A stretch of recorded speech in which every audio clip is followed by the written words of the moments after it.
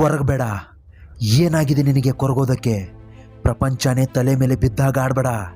ಅಂತಹ ನಷ್ಟ ನಿನಗಾಗಿರೋದಾದ್ರೂ ಏನು? ನೀನು ಹಾಳಾಗೋದಕ್ಕೆ ಮೂಲ ಕಾರಣನೇ ಈ ಚಿಂತೆ, ನೋವಲ್ಲೇ ಮುಳುಗೋದು. ಇಷ್ಟಕ್ಕೆಲ್ಲ ನೀನು ಜೀವನನೇ ಮುಗಿದೋಯ್ತು ಅಂತ ಕೊರಗ್ತಾನೆ ಕೂತ್ಕೊಂಡ್ರೆ ಇಲ್ಯಾರೂ ನಿನಗೆ ಸಮಾಧಾನ ಮಾಡೋಕ್ಕೆ ಬರಲ್ಲ, ಮೇಲೆತ್ತಕ್ಕೂ ಬರಲ್ಲ. ಬಿಟ್ಬಿಡು. ಈ ಪ್ರಪಂಚ ನಿನ್ನ ಸಹಾಯಕ್ಕೆ ಬರಲ್ಲ. ಎಲ್ಲ ನನ್ನವರು ಅನ್ನೋದು ಭ್ರಮೆ. ಇಲ್ಲಿ ನಾನು ನಂದು ಎನ್ನುವುದು ಸ್ವಾರ್ಥ. ಎಲ್ಲರೂ ನನ್ನವರು ಎಂಬುದು ಶುದ್ಧ ಸುಳ್ಳು. ನಿನಗಾಗಿ ನೀನು ಎಂಬುದಷ್ಟೇ ಸತ್ಯ. ಯಾರಿಂದಲೂ ಏನನ್ನು ಬಯಸದೇ ಇರೋದು ಸೌಖ್ಯ. ಜೀವನದಲ್ಲಿ ನೀನು ಮನುಷ್ಯನ ರೂಪದಲ್ಲಿ ಹುಟ್ಟಿ ಬಂದಿದೆಯಾ ಅಂದಮೇಲೆ ಇವೆಲ್ಲ ಮಾಮೂಲಿ. ಇಲ್ಲಿ ನೀನು ಈಸಬೇಕು, ಎದ್ದು ಜಯಿಸಬೇಕು. ಅರ್ಥವಾಗದ ಈ ಲೋಕದಲ್ಲಿ ನೀನು ಯಾರಿಗೂ ಅರ್ಥವಾಗದೆ ಉಳಿದು ಬಿಡಬೇಕು. ನೀನು ಏನೆಂದು ಇಲ್ಲಿ ಯಾರಿಗೂ ಅರ್ಥ ಮಾಡಿಸುವ ಅಗತ್ಯ ನಿನಗಿಲ್ಲ. ಮದುವೆ ಹೇಗಾಯಿತು ಎಂಬುದಕ್ಕಿಂತ ಮದುವೆ ಆದವರು ಹೇಗೆ ಬಾಳ್ತಾರೆ ಅನ್ನೋದು ಬಹಳ ಮುಖ್ಯ. ಈ ಬದುಕು ನಿನಗೆ ಬದುಕುವುದನ್ನು ನಿಧಾನವಾಗಿ ಪಾಠ ಕಲಿಸುತ್ತೆ. ಇಲ್ಲಿ ನೀನು ನಿನ್ನತನವನ್ನು ಅಡವಿಟ್ಟು ಯಾರನ್ನು ನೀನು ಪ್ರೀತಿಸುವ ಅಗತ್ಯ ಇಲ್ಲ.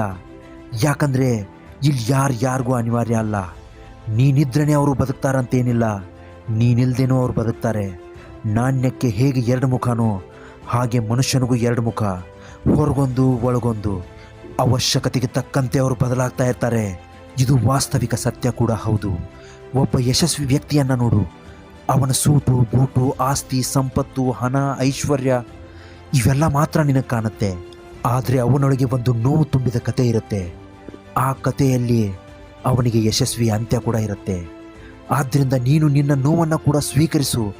ಯಶಸ್ಸಿನ ಕಡೆ ದಿಟ್ಟ ಹೆಜ್ಜೆಯನ್ನಿಡು. ನೀನು ಏನು ಅಂತ ಇನ್ನೊಬ್ಬರಿಗೆ ಪದೇ ಪದೇ ಅರ್ಥೈಸುವ ಅವಶ್ಯಕತೆ ನಿನಗಿಲ್ಲ.